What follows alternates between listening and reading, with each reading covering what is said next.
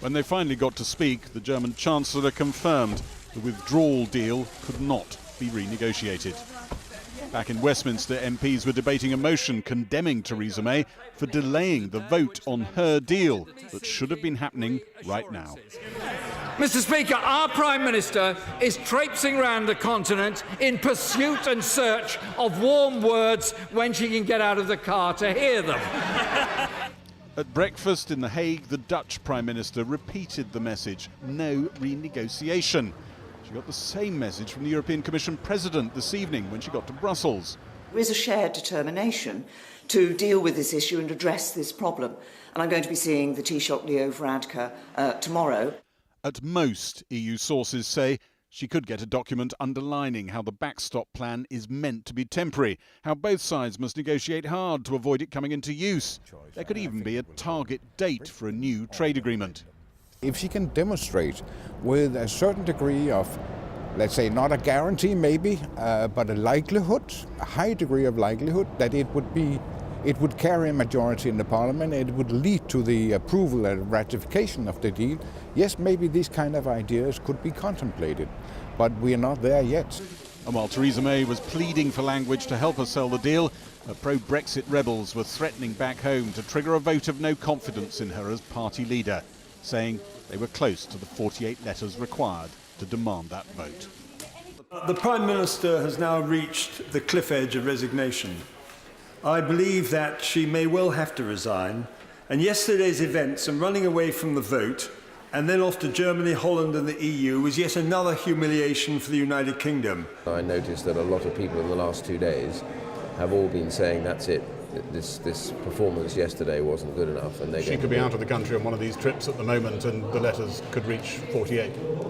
I think you have to assume that there is a possibility that that will be the case. You've lost people's vote! Tensions were raised tonight on the campaign barricades outside Parliament.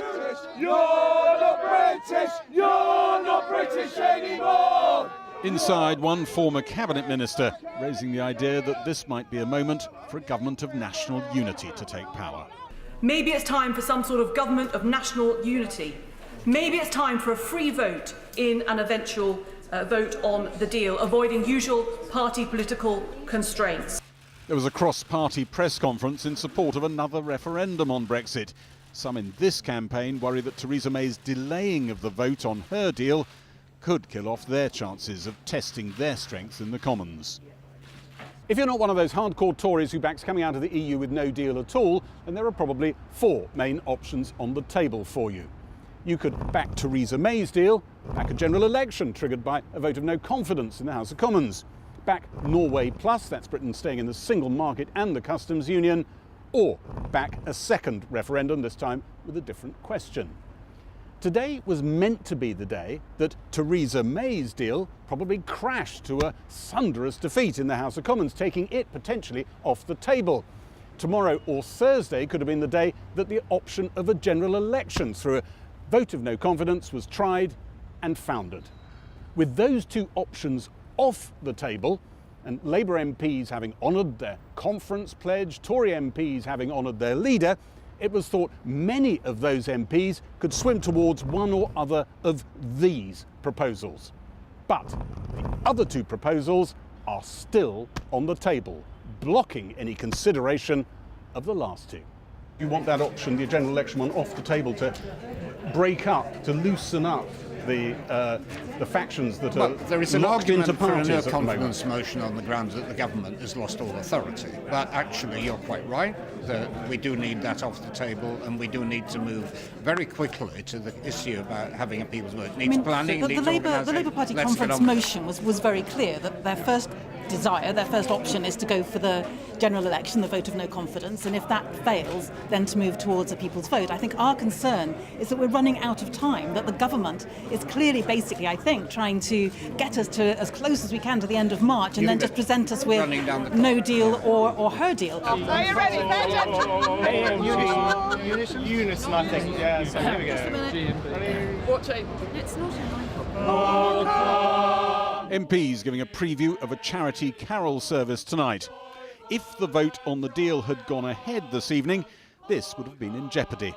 Few MPs you talk to seem to think Theresa May will come back from her travels with many other real gains. As we were saying there, this was around about the moment when the defeat would have been inflicted on the deal, not just potentially, as Downing Street clearly calculated, killing the deal for good, but maybe even wiping away Theresa May's premiership with it. By delaying that vote, they have not wiped away those threats. They both still loom. And all the talk amongst very history-conscious Tory MPs tonight is of that moment back in 1990 when Margaret Thatcher was abroad in Paris, as it happens, and the lethal blow that was to bring down her premiership was inflicted. Theresa May is out of the country for trips to Dublin and Brussels for the rest of this week, and many people are wondering if there will be echoes of history. Labour, as I was saying in that piece, don't want to move yet for a vote of no confidence in the government because they're not convinced it will be won. They think the smaller parties that are trying to force that on them right now are doing it for their own purposes because they kind of want those other options that we were talking about and want those to be properly in play. And as for what Theresa May is actually going to come back with, I think the opening remarks, all the signs from the capitals around Europe that she's gone to and which have been uttering things today, that she is going to come back at best with words, not with real changes. Her troubles are still very, very much with her. Gary Gibbon. Well, now, earlier I sat down with the Leader of the House of Commons, Andrea Leadsom. I put it to her that it was quite extraordinary for the government to have pulled the vote at the very last moment after months of negotiations. Well, the Prime Minister took the decision yesterday morning, having spoken with Cabinet colleagues on the phone, because she has listened to the last 3 days of debate. People have been very clear with her, united around this one major concern about the risk of the UK being stuck permanently in a backstop. But they were clear with her long before that. They've been clear with her for weeks. Well, but the actual debate has been taking place over the last 3 days. There are 2 more days to go. The Prime Minister has made clear she will go back to the EU. She will seek those legal reassurances that will put the UK Parliament back in the driving seat with that sort of democratic accountability for making a decision about a backstop. And it's right that she do that. I mean, she acknowledged herself yesterday in a 3-hour statement that otherwise the government was not at all likely to have won that vote. And it's not in the interest of the United Kingdom that we simply go and lose a vote. We needed to actually address the concerns, and that's what she's determined to do. She was running into losing a vote for weeks and weeks, and you just wouldn't wake up to it. Well, I don't think that's true at all. I think what the Prime Minister's been seeking to do... Not true. There were people thoroughly lined up against her and in large numbers. There have been people absolutely expressing their concerns, and the Prime Minister has been speaking with people. She's been talking to businesses, touring around the whole of the United Kingdom. Persuading nobody. And that yesterday morning was her decision, was that she needed to go back to the European Union. That is actually a sign of strength, not a sign of weakness. She was determined to deliver a deal that Parliament can support. Well, you heard what the President of the European Council, yeah. Donald Tusk, said. There is no renegotiation. So all that can be is clarification. Well, that's not strictly true, is it? I mean, the EU has formed for last-minute negotiations, and indeed, in that same interview, it was said that there can be clarifications and there can be better understandings. The Prime Minister could, clarification is not renegotiation. No, but there could, for example, be an addendum to the Withdrawal Agreement, so part of the legally binding agreement that sets out that the UK Parliament can vote, should it become necessary to consider entering the backstop, which we don't intend or expect to happen, that UK Parliament would vote. And it could also be the case that every year thereafter UK and EU parliaments could vote to extend it if necessary. That's the kind of thing the PM would be looking for. What this has done is to bring politics into disrepute, bring the Commons that you lead into disrepute, the Prime Minister into disrepute, and indeed the government into disrepute. I mean, where are we? This is the worst of times anybody can remember on the political stage. I think the key thing here is that all of the opposition amendments to the meaningful vote do nothing to propose a solution All they do is argue for the rejection of what the government is seeking to achieve. We cannot mess about. But why do you think that is? Why do you think that is? It's because, in fact, what's been done is a mess of pottage. It's not a proper offer. No, it is a proper offer. There is a fundamental problem, which is this issue of the permanence of the backstop. But to be clear, the opposition are not offering solutions. They are offering parliamentary pantomime, where they all run around jumping about saying that this isn't good enough, but without any solutions. Andrea Leadsom, this is not just the opposition, it's your party. In fact, it's your party more than anybody else. They're the noisiest. This is a vital decision for the United Kingdom. The legal default position is that we leave the EU on March the 29th, 2019, without a deal. The only way that that changes is if we have a deal that Parliament can get behind. Andrea Leadsom, thank you very much indeed for talking to us. Now, the woman who will effectively decide whether any vote of confidence in the government is successful is the Democratic Unionist Party leader, Arlene Foster. I spoke to her a few minutes ago and began by asking her, if the Prime Minister cannot change the withdrawal agreement, when is it time to change the Prime Minister? Well, she's very clear as to where we are in all of this. We have said for some time now that the withdrawal agreement with the backstop is not an acceptable document because, of course, it creates a whole new range of issues for us in Northern Ireland. We will be subject to EU customs rules. We will be subject to the single market in a way that the rest of the United Kingdom will not be. And therefore, a withdrawal agreement with the backstop will not fly as far as the DUP is concerned. You now hold all the cards. You can get rid of Theresa May if you want. At what point do you think it is time to change the Prime Minister? Well, I don't think that's right. I mean, it's a matter for the Conservative Party as to who they have as the leader of the party. We want to see a Prime Minister who will stand up for the United Kingdom and who will protect the economic and constitutional integrity of the United Kingdom, and I hope that is what she will do, and certainly that's the message I'll be giving to her when I meet her tomorrow afternoon. If there is a confidence vote between now and whenever she brings a deal back to the Commons, how will you vote? Look, we're focused on trying to get rid of the backstop in the withdrawal agreement. We're not focused on internal matters in the Conservative Party. That's a matter for the Conservative Party. What we want to see is a Brexit deal that works for the whole of the United Kingdom, and to do that, we have to get rid of the backstop. Right, but what if Europe just refuses? What happens then? Well, if Europe just refuses, then Theresa May has to consider as to whether she puts the deal back again, because clearly it is not going to get support in the House of Commons. Right across the House of Commons, there isn't the support for this deal. So therefore, she will have to consider what to do. I mean, nobody has said anything today in Europe that suggests they are prepared to reopen the withdrawal agreement. They are prepared to give further reassurances. Are you saying that will not fly? Absolutely, we're saying that's not going to fly. Reassurances and tinkering around the edges are not going to be enough to make this withdrawal agreement sustainable. What we need to see is major surgery to the withdrawal agreement. I'm not surprised that Europe is playing hardball. I'm not surprised at all. But they have to realise if they want a deal, and we should look at it from their point of view as well, if they want a deal, then it has to be a deal that works for the whole of the United Kingdom. Is accepting the backstop worse than accepting Jeremy Corbyn as Prime Minister? Well, I have said in the past that the threat of Jeremy Corbyn as Prime Minister is not a real threat because, of course, there are many things that have to happen for that to come to fruition. But certainly this backstop is bad for the United Kingdom, it's bad for the Union, it's bad for the economic integrity of the Union as well, and therefore it's not something that we could support. What's worse? Well, I'm not going to get into false premises because actually it's not a case of an either-or or a binary choice. But what I'm saying to you very clearly is the withdrawal agreement with this backstop in is very bad for the United Kingdom. But hasn't what's happened this week demonstrated precisely why Europe needs a backstop? Because Theresa May cannot carry her own House of Commons.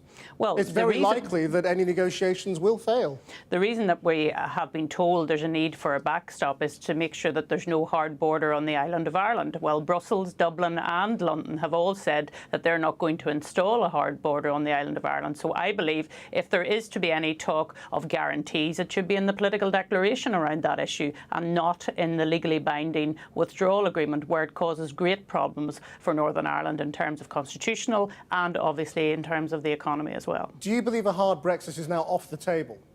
I don't think there's a majority for a no-deal Brexit. I think that's what you're referring to. I think most people want to see a deal, but it has to be a deal that works for the whole of the UK and not just parts of the UK. And this deal, frankly, doesn't work for Northern Ireland, but I believe it's problematical for the rest of the United Kingdom as well. And just finally, Sinn Féin are talking about a referendum.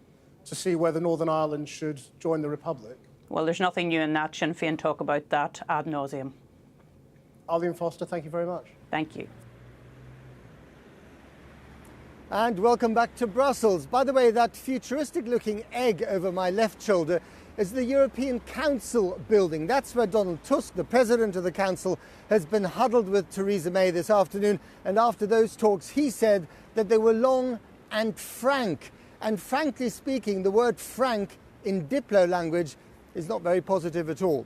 Now, quietly but seriously, governments in France, Germany and officials here at the EU Commission have been stepping up preparations for a no deal, a disorderly Brexit. This is the one scenario they had really wanted to avoid and actually still want to avoid. At the same time, they're beginning to wonder discreetly, if the whole thing might actually be called off because of a change of government or a second referendum.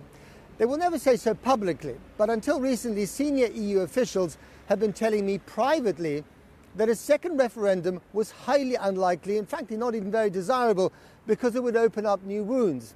There are also some who have serious doubts about welcoming Britain to stay on in the EU as a potentially even more unruly relative. One thing is clear though from today. Pick your language and the answer to opening up negotiations over the withdrawal agreement is non or nein. Or this morning from Jean-Claude Juncker, in plain old English, no. No more room for renegotiation. But, of course, there is room, if used intelligently, is room enough to give further clarification and further interpretations without opening the withdrawal agreement. This will not happen. Everyone has to know that the withdrawal agreement will not be reopened. Another possibility, and that's why the heads of government are so important, is that Theresa May, or perhaps another Prime Minister, may want to ask for an extension of Article 50. But to do so, there has to be unanimous agreement from the other 27 member states. So it's a very strange phenomenon, isn't it, John, that in order to get to Brexit, you have to go through a mental process of imagining yourself to be intolerably oppressed by the European Union. Now, the European Union is open to a lot of criticism. I've given it a lot of criticism myself. But it's not an invading, colonizing force. Yet, you know, in this discourse that you've had, in England in particular, I think over the last 25 years, it's been imagined as such. You've had this kind of hyping up of minor irritations about regulations, many of them, of course, fictional, but you've had the hyping up of those into a notion somehow that Britain has been colonized by Europe, and that in a funny way, Britain didn't win the Second World War. It sort of ultimately lost it because the Germans, through the European Union, have insidiously taken over. It's a crazy, dark fantasy, but the ultimate grotesque irony of it is that if you start imagining yourself into this position of thinking of yourself as a colony, you kind of end up like one. So you end up with a deal that, while colony would be an overstatement, does in fact place Britain in a secondary relationship to the European Union. It's a sort of mad warning against being very, very careful what you fantasize about, because you may well end up with it. Viewed from Dublin, how important is tomorrow? Sadly, tomorrow is much less important than it ought to be. I mean, you're absolutely right what you said in your introduction about this being a unique moment. We've never had anything like this, where you effectively have a British Prime Minister coming to Dublin looking for an Irish government to bail Britain out of a very profound crisis. The problem is that, and I think this is not well understood in Britain, that there's actually not that much the Irish government can actually do. The Irish government will be very open to any kind of language in the political declaration that will make things a bit easier for Theresa May. The Irish are good at language, but I don't think anybody really believes that there's going to be enough language that's going to meet the demand for a legally binding commitment to undermine the backstop. An Irish government simply can't do this, and it can't do it because this is a vital national interest on the island of Ireland. We can't go back to a hard border and all of the implications that would have for the peace process. Theresa May herself, just last year in her Florence speech, said that avoiding a hard border in Ireland was one of the main demands of Britain in the negotiations with the European Union. You know, so this wasn't just an Irish thing. After all, Northern Ireland is part of the United Kingdom. But this is, it's impossible for an Irish government to just sort of say that's over. But this is deeply worrying. I mean, your analysis surely ignores the fact that, we have to keep repeating it, I guess, that this is the 5th or 6th biggest economy in the world.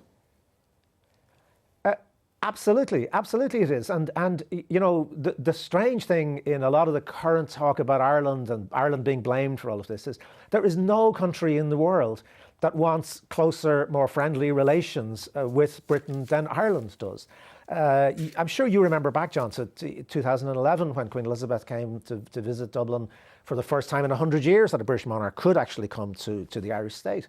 And the atmosphere then was so wonderful. It was an absolutely, you know, joyous sense that all this dark history is over. We can get on with having a very normal relationship of close neighbours and friends who are intertwined.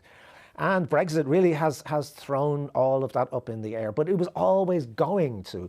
I mean, from the very start, if you were watching it from here, you could see that there was simply no seriousness about addressing the Irish part of the Brexit problem.